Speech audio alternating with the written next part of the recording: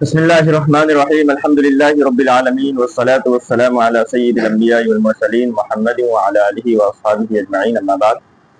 تو تقریباً ایک ہفتہ ہونے کو آیا، ایک سلسلہ ہم نے شروع کیا ہے، تو اسی مناسبت سے آج ہم نے نبی پاک صلی اللہ علیہ وسلم کے بارے میں جاننے کا دن رکھا تھا کہ آپ صلی اللہ علیہ وسلم کے بارے میں جانیں گے کہ آپ صلی اللہ علیہ وسلم کا حلیہ مبارک کیسا تھا، آپ کیسے دکھتے تھے، آپ کے جسم کے اعضاء کس طرح کے تھے۔ تو یہ سب چیزیں ہم تفصیل میں جانیں گے انشاءاللہ آج سے۔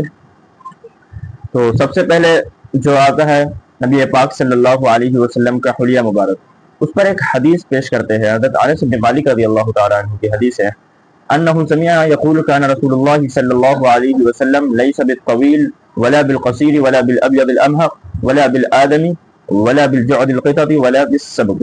آئی بات سمجھ میں؟ یہ ترمذی شریف کی حدیث ہے۔ نبی پاک صلی اللہ علیہ وسلم کے بارے میں حضرت انس رضی اللہ عنہ بیان کرتے ہیں کہ رسول اللہ صلی اللہ علیہ وسلم نہ بہت لمبے تھے، ہماری بات سمجھ لیں، بہت زیادہ لمبے نہیں تھے، اور نہ پستہ قد تھے، نہ ہی ناٹے تھے، نہ بہت زیادہ لمبے تھے نہ ناٹے تھے، بلکہ آپ صلی اللہ علیہ وسلم درمیانہ قد کے تھے، درمیان، نہ بہت زیادہ لمبے تھے اور نہ ناٹے تھے، بلکہ درمیانہ قد کے تھے، بلکہ آپ صلی اللہ علیہ وسلم کا قد کیا تھا؟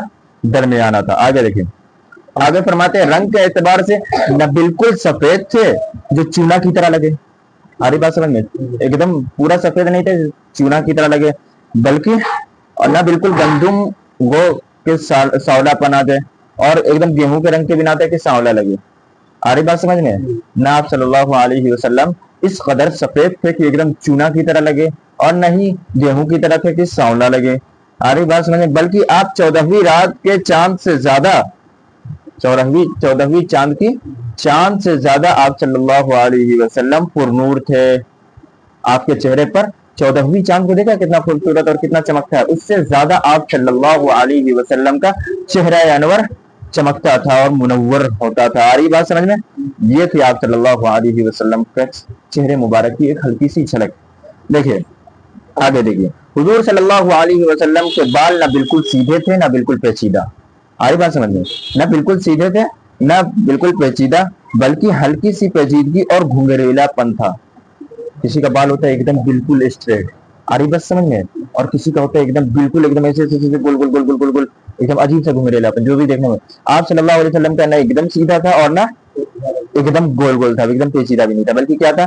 نبی پاک صلی اللہ علیہ وسلم کے بال مبارک ہلکا سا اس میں گھنگریلا پن تھا، کیا ہلکا سا گھنگریلا پن تھا، جس سے خوبصورتی بہت ہی زیادہ بڑھ جاتی ہے۔ آری بات سمجھ میں؟ اب دیکھیے آگے کیا پیش کرتے ہیں، بلکہ آپ صلی اللہ علیہ وسلم کی بال میں ہلکی سی پیچیدگی تھی جو گھنگریلا پن کو پیدا کرتا تھا۔ نبی پاک صلی اللہ علیہ وسلم 40 برس کی ہو جانے پر حق تعالی جل شانہ نے آپ صلی اللہ علیہ وسلم کو نبی بنایا۔ اس کے بعد 10 برس میں مکہ مکرمہ 10 برس مکہ مکرمہ میں رہے۔ اس کے بعد نبی پاک صلی اللہ علیہ وسلم مدینہ منورہ کی ہجرت کر جاتے ہیں، اور آپ صلی اللہ علیہ وسلم مدینے میں ہی وفات تک قیام فرماتے ہیں۔ آ رہی بات سمجھ میں؟ اتنی بات سمجھ میں آ گئی؟ اسی کو حضرت انس رضی اللہ تعالی عنہ نے فرمایا ہے، ان کی حدیث میں ہے، بعثہ اللہ تعالی علی رأس 40 سنة فاقام بمکہ 10 سنین وبالمدینہ 10 سنین فتوفاه اللہ تعالی علی رأس 60 سنة وليس في رأسه ولحيته 20 شعرة بيضاء، کہ نبی پاک صلی اللہ علیہ وسلم کو اللہ تعالی نے 40 سال کی عمر میں نبوت عطا فرمائی۔ کتنے سال کی عمر میں نبوت عطا فرمائی؟ 40 سال کی عمر میں۔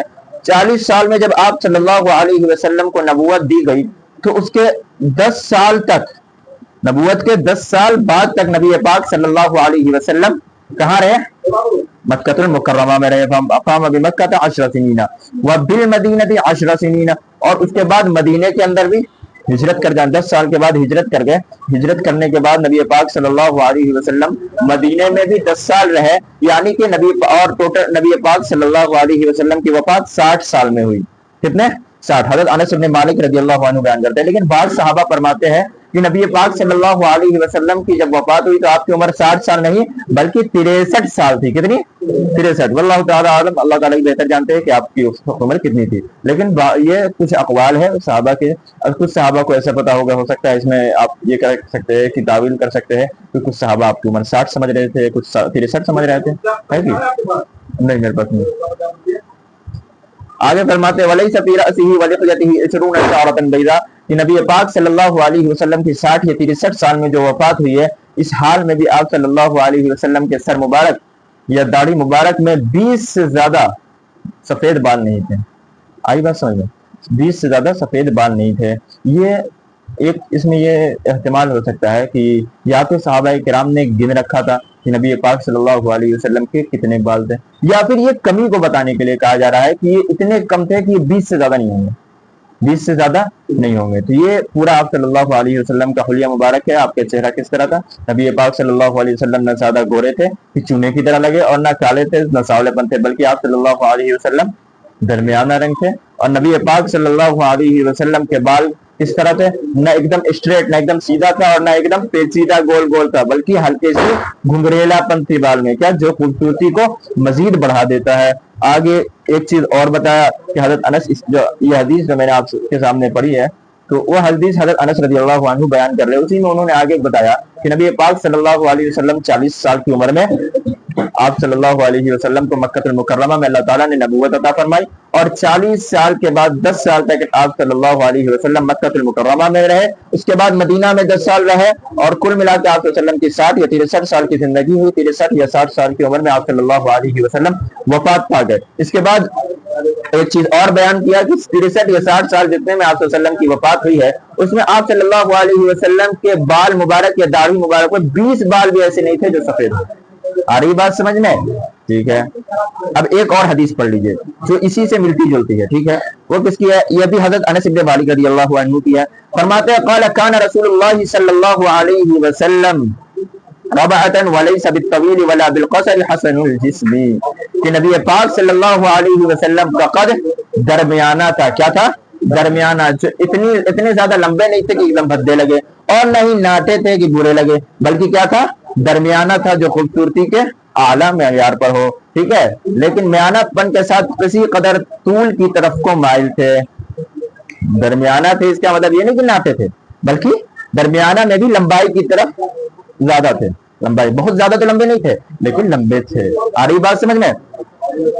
اب دیکھیے اسی پر ایک اور بات ہے کہ ہند ابن ابی حالہ وغیرہ کی ایک روایت میں بھی آتا ہے کہ ان دونوں روایتوں پر اس حدیث سے اشکال ہوتا ہے جس میں آیا کہ حضور صلی اللہ علیہ وسلم جب کسی جماعت میں کھڑے ہوتے تو سب سے زیادہ بلند نظر آتے، لیکن یہ درازی قد کی وجہ سے نہ تھا بلکہ معجزے کے طور پہ تھا. آ رہی بات سمجھ میں؟ کیونکہ ایک حدیث میں آیا ہے ہند ابن ابی حالہ کیا کہتے ہیں کہ نبی پاک صلی اللہ علیہ وسلم جب کھڑے ہوتے تھے کسی مجمع میں تو سب سے زیادہ لمبے آپ صلی اللہ علیہ وسلم نظر آتے تھے. آ رہی بات سمجھ میں؟